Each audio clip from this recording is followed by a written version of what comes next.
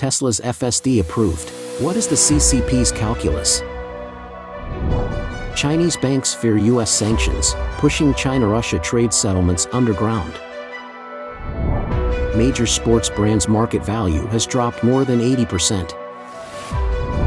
TikTok General Counsel to move to new role focused on fighting U.S. sale. U.S. nonprofit submits over 81,000 names of China's human rights abusers to FBI. It's all covered in today's China Truths. Tesla's FSD approved. What is the CCP's calculus?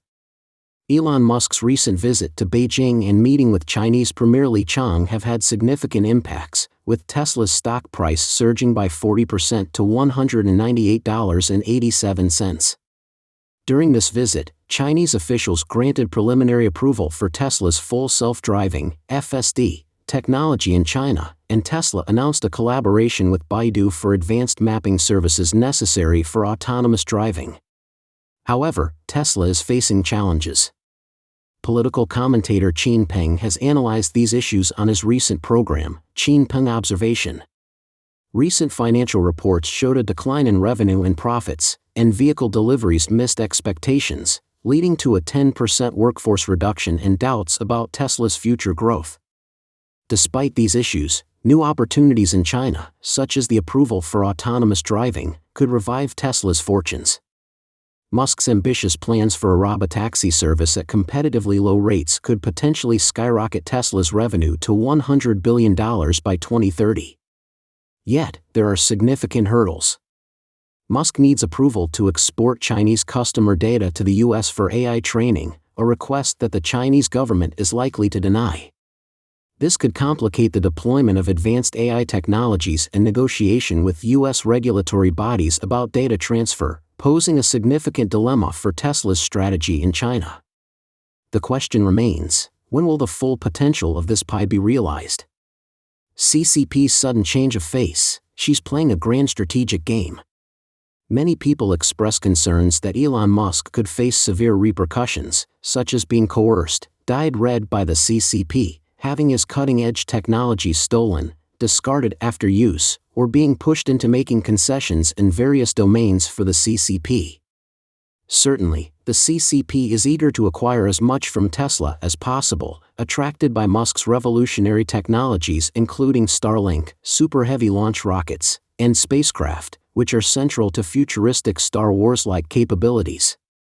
Yet, according to Mr. Jinping, the CCP's immediate priorities are elsewhere. This stems from Xi Jinping's current preoccupations. Blinken's visit to China ended without any substantial agreements. This implies that the US and Europe might soon impose further sanctions in response to the CCP's backing of Russia. Simultaneously, China faces substantial pushback from the West against its excess production capacity, particularly in sectors like electric vehicles that she has actively promoted. Amid these challenges, the Chinese government has unexpectedly eased restrictions on Tesla, which had been tightly controlled. The CCP's strategy is transparently aimed at achieving four goals. First, to display its openness to foreign investments to attract more international capital. Second, to coax corporations like Tesla into handing over their core technologies and sharing more valuable data for market access. Third, to leverage its favorable treatment of Tesla to politically counteract the trade wars launched by the US and Europe. This strategy was articulated through Li Qiang's statements, circulated by the People's Daily self-media account Niu Tianqin. Li remarked, "The economies of China and the US are deeply integrated, each benefiting from the other's development." Tesla's success in China exemplifies the potential of China-US economic and trade cooperation. This comment indirectly appeals to the US to cease the trade war and lift pressure on the CCP, suggesting a more equal partnership. His second comment emphasizes that foreign enterprises are vital participants in and contributors to China's development, and our vast market will remain open to them. This rhetoric attempts to obscure the CCP's long-standing policy of prioritizing state-owned enterprises over private ones, discriminatory practices, and intellectual property theft. Furthermore, the CCP is notably replacing systems and hardware from Intel, AMD, and Apple within government and state enterprises. The CCP's fourth objective is to build a long-term strategy aimed at significantly improving China's new energy vehicle industry and developing its global competitiveness. Niu Tianqin noted that the partnership potential between the CCP and Tesla is limitless, and this was echoed by Li Chang at the Beijing Auto Show, where he highlighted the advancement of smart, connected new energy vehicles. This sudden shift in strategy shows that after previously putting significant pressure on Tesla, the Chinese government has eased its stance. Their aim is to use Tesla's influence to enhance China's own capabilities in smart technology and other sectors. The CCP believes that these moves will position China as a standout competitor in the global electric vehicle market, with a higher base in artificial intelligence and energy storage technologies. Additionally, the CCP has orchestrated partnerships for Tesla with Chinese firms that have been first to receive market access, like BYD, Li Auto, Lotus, Hosin New Energy, and NIO, with others such as Huawei and Xiaomi expected to join. This strategic collaboration has helped cultivate a robust network of over 400 Chinese suppliers for Tesla, with more than 60 becoming part of its global supply chain, largely due to Tesla's open patent policy. Moreover, Tesla has expanded its manufacturing footprint into Mexico, which serves as a strategic move into America's economic sphere. In 2023, China exported automotive components worth $1.1 billion to the U.S. from Mexico, marking a 15% increase from the previous year. Among these, 33 Chinese companies were registered in Mexico, with 18 directly exporting to the U.S. Under the 2022 Inflation Reduction Act, electric vehicles assembled in Mexico qualify for a U.S. tax credit of up to $7,500. Concerns have been raised by Canadian auto component manufacturers and the United Auto Workers Union about China's strategy to circumvent U.S. trade policies by increasing investments in Mexico. This approach has not only helped China sidestep trade barriers but has also strengthened its position against Tesla, with BYD surpassing Tesla as the leading global electric vehicle manufacturer, largely due to its diverse and cost-effective model range. So, the CCP is playing a big game next. However, despite these strategic maneuvers, the CCP's broader situation suggests a likely unavoidable decline. The international boycott, driven by security concerns and market flooding by Chinese new energy vehicles, coupled with the CCP's overt ambitions in geopolitics, from the South China Sea to supporting contentious actors like Russia, Hamas, and Iran, prompts Western nations to tighten technology restrictions and financial sanctions against China. Such systemic challenges suggest that the CCP's survival cannot be secured by merely engaging with Tesla or any singular industry. In this complex international landscape, the Chinese proverb about timing, location, and people implies that aligning with natural trends is essential. The CCP's widespread evil activities are leading to its gradual isolation and decline, a trend that appears irreversible under current global dynamics. Chinese banks fear U.S. sanctions, pushing China-Russia trade settlements underground. In an exclusive report on April 29, Reuters exposed that Chinese banks have stopped trade settlements with Russia amid fears of impending U.S. sanctions.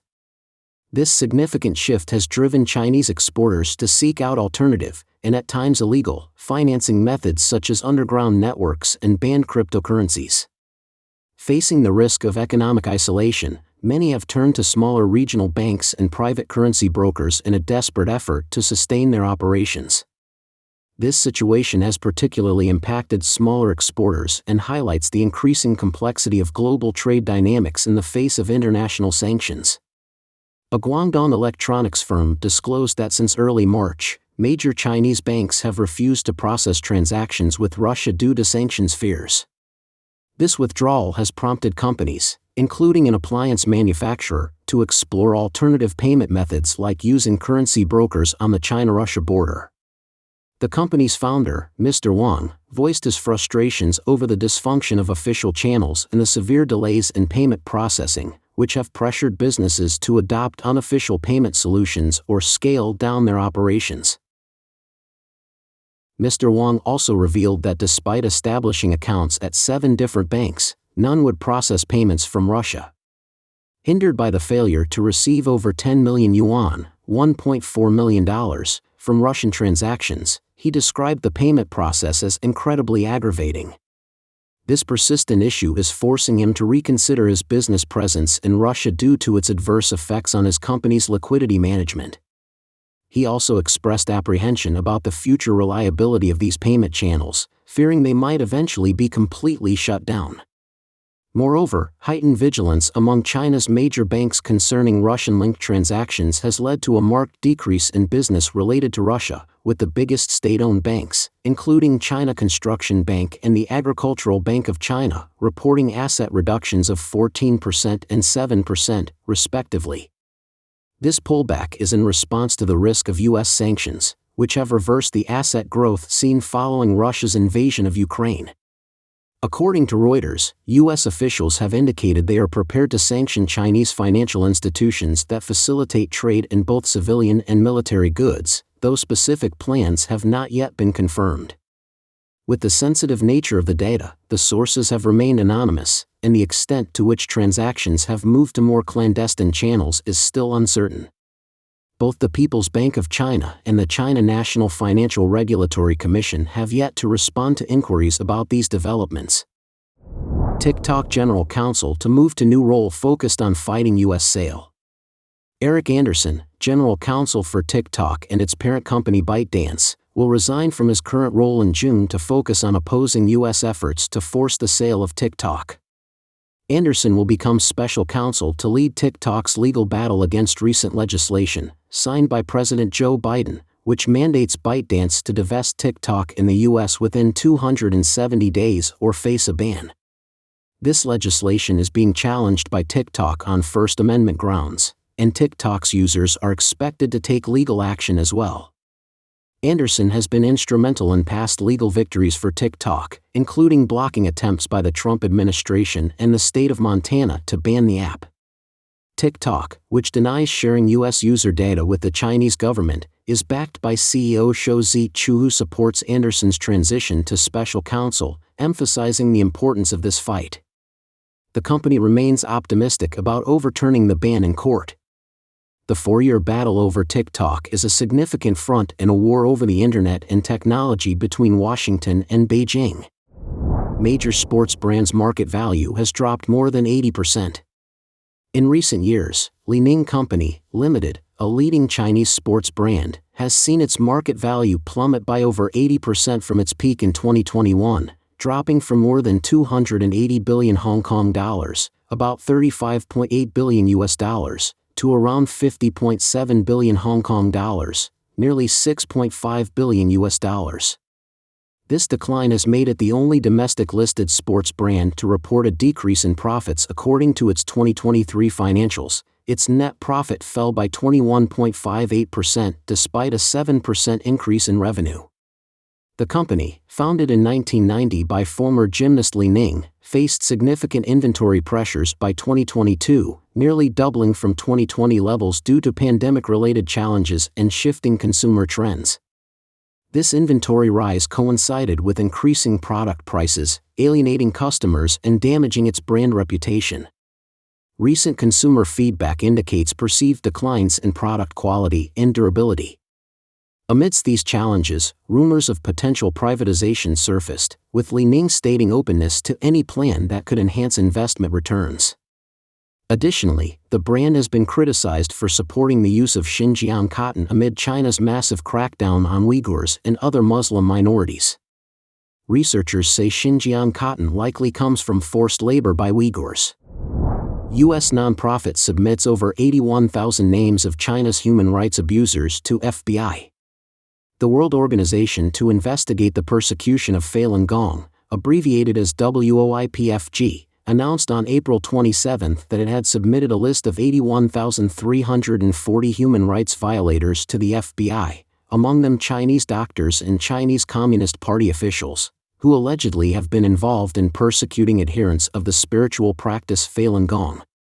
The list includes 9,011 individuals suspected of involvement in the Chinese regime's forced organ harvesting, a number of whom are affiliated with Chinese hospitals and medical institutions. Another 52,063 individuals on the list had been investigated by WPFG for their alleged involvement in planning and executing illegal arrests, detentions, and tortures of Falun Gong practitioners. WPFG said in a statement, FBI officials have expressed their interest in the list and stated their intention to put the individuals who were proven guilty on their no-entry list into the United States and take necessary actions. As we've kept reporting, Falun Gong practitioners have been facing persecution in China since 1999, the year then CCP leader Jiang Zemin started a brutal campaign to eradicate the practice. Before the start of the persecution, the practice, also known as Falun Dafa, was popular in the country, with about 70 to 100 million adherents in 1999, according to the official data from the Chinese government. According to the Falun Dafa Information Center, millions of Falun Gong practitioners have been detained inside prisons, labor camps, and other facilities, and hundreds of thousands have been tortured while incarcerated. Many have been killed, some to supply organs for the communist regime's lucrative transplantation industry. In 2019, the China Tribunal, an independent people's tribunal in London, concluded that Beijing had been forcibly harvesting organs from prisoners of conscience for years on a substantial scale, with Falun Gong practitioners being the principal source of human organs. Mr. Wang Jiyuan, president of WPFG, said in a statement that Beijing's persecution of the practice is a crime of genocide and a crime against humanity. Also on the list were 9,109 people from Beijing's 610 office and 11,157 people affiliated with the Political and Legal Affairs Commission, PLAC, a party organ that oversees China's judicial and security matters. Jiang Zemin set up the 610 office, named for its founding date of June 10, 1999, for the sole purpose of carrying out his orders to persecute Falun Gong practitioners. The office would function in a manner akin to Nazi Germany's Gestapo, with powers overriding China's courts and police. Internal documents show that while the 610 office was officially disbanded between 2018 and 2019, its functions were merged into other Beijing organs, including the PLAC and the Ministry of Public Security. In 2019, U.S. Falun Gong practitioners submitted a list of people who had committed human rights abuses, urging the State Department to deny those individuals entry to the United States. On April 25, Republican Representative Chris Smith from New Jersey and Democratic Senator Jeff Merkley from Oregon, chair and co-chair of the Congressional Executive Commission on China, respectively, issued a statement calling on China to end its quarter-century-long persecution of Falun Gong. The day marked the 25th anniversary of a peaceful protest held by about 10,000 Falun Gong practitioners from all over China outside Beijing's leadership compound in Beijing, to appeal for their right to freely practice their beliefs.